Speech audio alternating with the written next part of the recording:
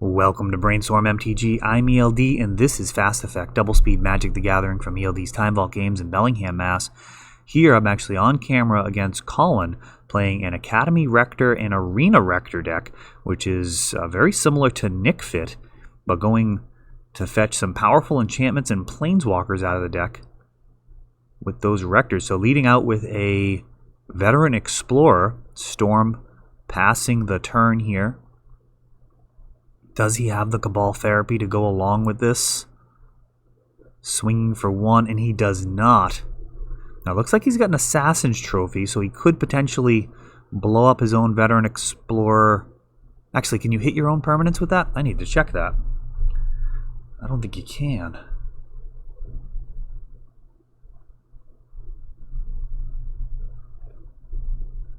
Not a card that I've often sleeved up.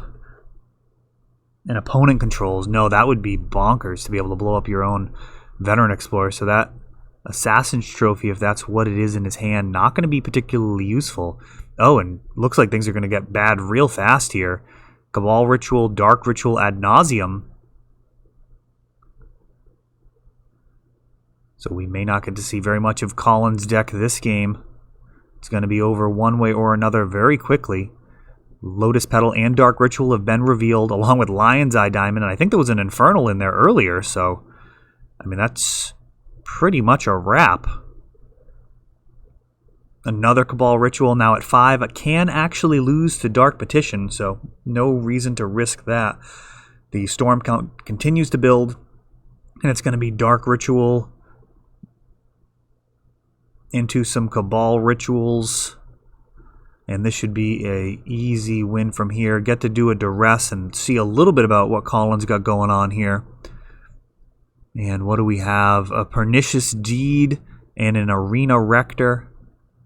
Cabal Therapy would have been really helpful there. That Veteran Explorer versus a decent amount of the metagame does function as a type of mini moat.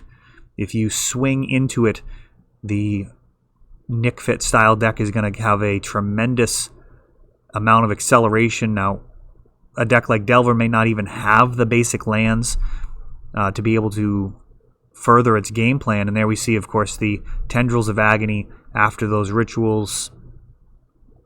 An Infernal Tutor and go get the Tendrils, can go get Past in Flames, redo everything again. Just depends on how much life you need to make your opponent lose from there. There was no real options. Though I wonder if he could have. Assassin's Trophied that Lion's Eye Diamond. I'd have to rewatch that. That might have actually been a possibility. Responding with Assassin's Trophy on Lion's Eye Diamond could have been interesting. And something to consider playing around as well. So I guess for a finer point there for Storm players, I think a more optimal line would have looked something along the lines of playing at all those rituals, playing the Lion's Eye Diamond as the last spell before going to use the Infernal Tutor. That way you have priority after the LED resolves. You can play your Infernal, and then even if they have the Abrupt Decay / Assassin's Trophy, you can still just crack it.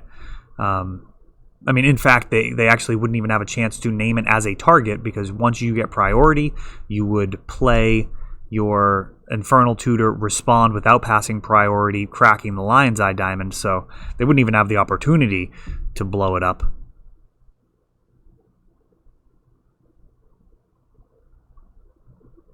So that is a potential heads-up play, on both sides of the battlefield there.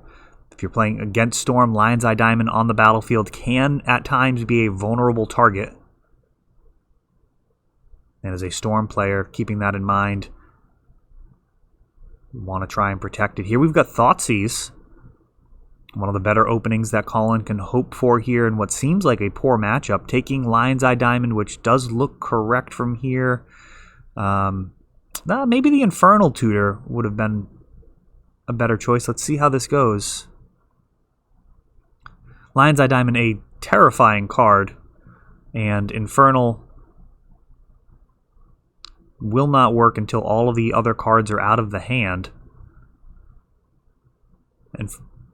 Infernal Tutor can be quite poor when you continue to draw land after land.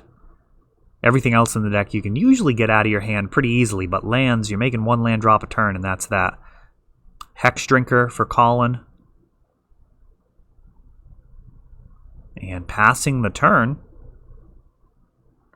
Volrath Stronghold, or Phyrexian Tower? Phyrexian Tower.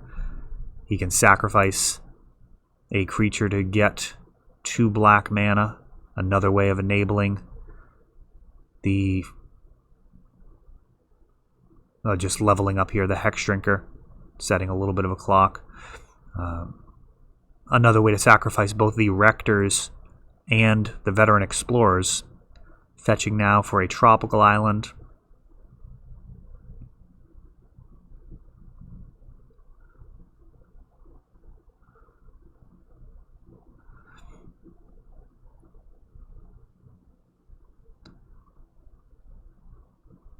And playing a third dual land here. And will this be it?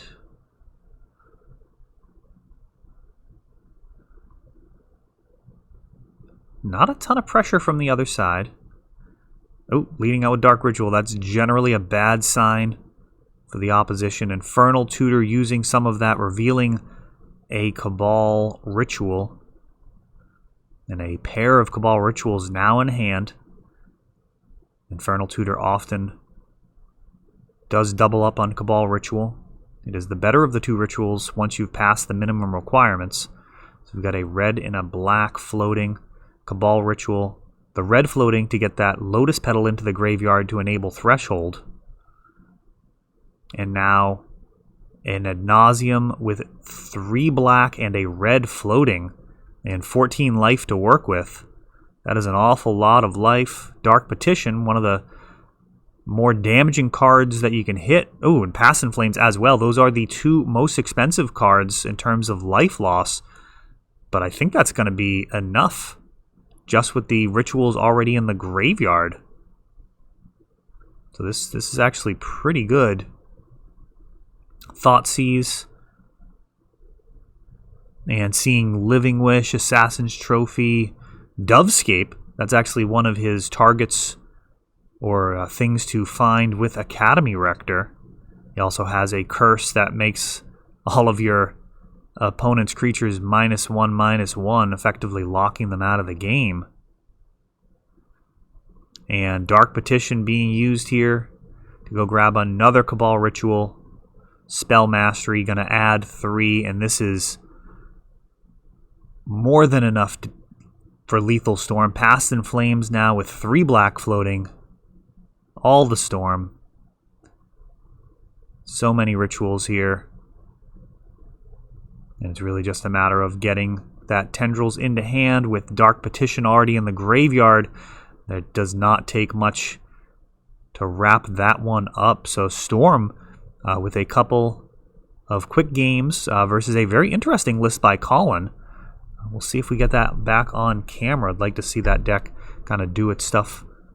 Find out what type of things he can be tutoring up with his both Academy Rectors and Arena Rectors. I'm sure that deck has some very fun matches in it. That is all for this one, but don't worry, there is a lot more. You can check out our older videos, and we're always putting out new videos from ELD's Time Vault Games in Bellingham, Massachusetts. If you want to help the channel, of course, you can like, subscribe, share, tap that notification bell so you can know the next time our new videos come out. Thanks for watching.